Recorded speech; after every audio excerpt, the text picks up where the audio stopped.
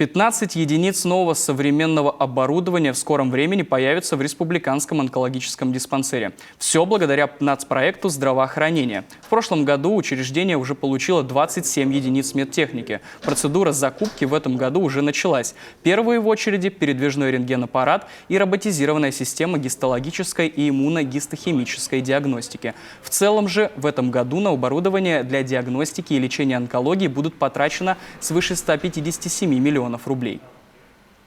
Самое главное ведь не в том, чтобы закупить просто оборудование.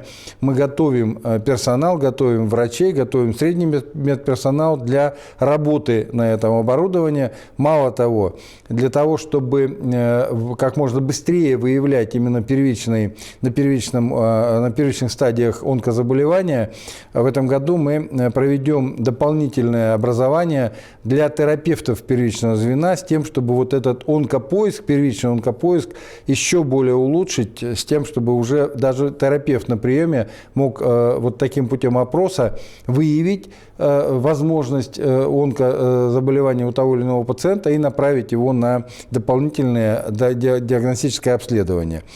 Я хочу сказать, что в этом нам будут помогать специалисты из Национального исследовательского центра онкологии имени Петрова из Санкт-Петербурга. И мы сейчас уже такую группу врачей готовим для того, чтобы вот они прошли дополнительное образование.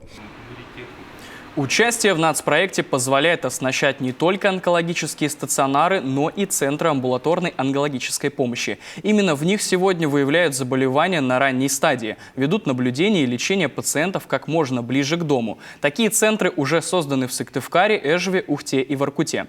В этом году в Ухтинский центр амбулаторной онкологической помощи на базе городской поликлиники закупят маммограф. Аппарат позволяет диагностировать рак молочной железы на ранних стадиях.